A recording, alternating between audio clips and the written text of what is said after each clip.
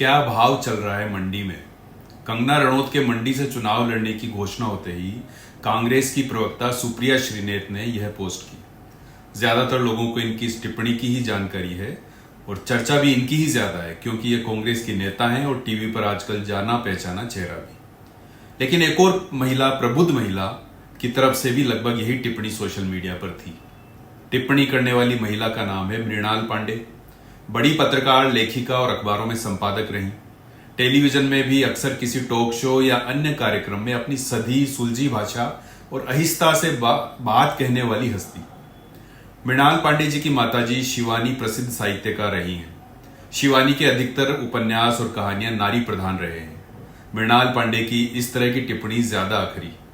राजनेता तो जैसे जैसे चुनाव नजदीक आते हैं हल्केपन के रसातल में धंसते चले जाते हैं, लेकिन लेखक, साहित्यकार, असल में यह वह दौर है जहां मंडी में बिक तो रहा है, लेकिन क्या मूल्य बिक रहे हैं, नैतिकता बिक रही है, संस्कार बिक चुके हैं और बहुत ही सस्ते में।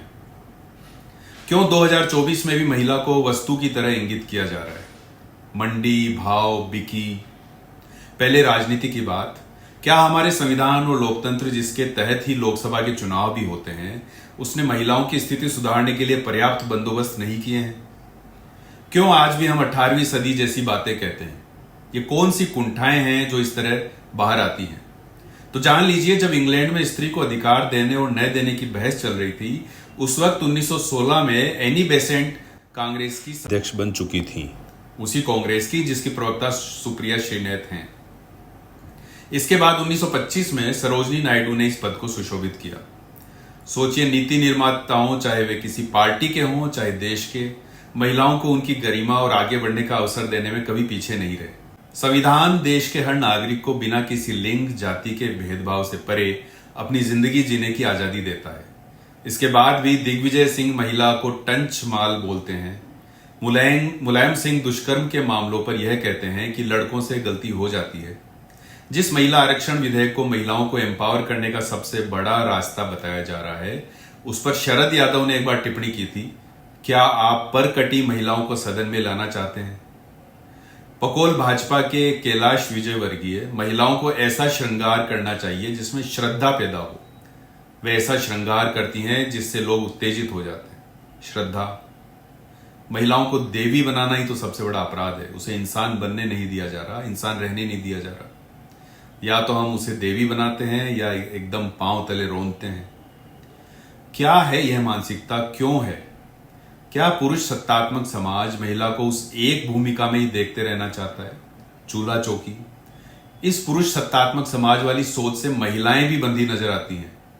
कंगना पर यह दोनों टिप्पणियां महिलाओं की हैं और खुद कंगना महिलाओं पर वाहियात टिप्पणियां करती आई हैं।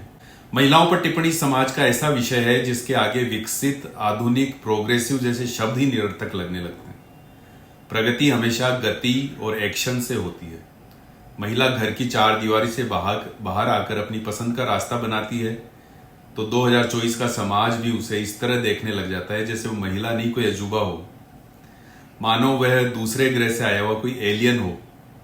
जिस भी साधन से महिला सशक्त होती है वह भी उस समाज को अखड़ने लगता है। राजस्थान में अशोक गहलोत सरकार ने मोबाइल महिलाओं को फ्री बांटे। जानते हैं, इस योजना की एक तबके ने आलोचना इस बात को लेकर की कि इससे महिलाओं का अच्छा कम और बुरा ज्यादा हो रहा है। दिन भर मोबाइल और मोबाइल में भरा कचरा घर में आ रहा है। अरे कोई बताए, पुरुष के मोबाइल में क्या दिन भर पौराणिक कथाएं चलती हैं? उपयोग दुरुपयोग तो मोबाइल इस्तेमाल करने वाले पर निर्भर है। श्रीनेत ने जिस तरह का बयान दिया, पार्टियां ऐसे बयान देने वालों पर कड़ी कार्रवाई करने का साहस क्यों नहीं दिखाती? दिक्कत यह है कि इन दिनों जिस तरह की दूषित राजनीति हो चुकी है, उसमें अच्छे खासे लोग विचारधारा या व्यक्ति विशेष की भक्ति में अपना विवेक खोकर सबसे निचले स्तर पर चले जाते हैं। यह वही दौर है। मंडी में मूल्य बिक रहे हैं, नैतिकता बिक रही है, संस्कार बिक चुके हैं बहुत सस्ते में। नमस्कार।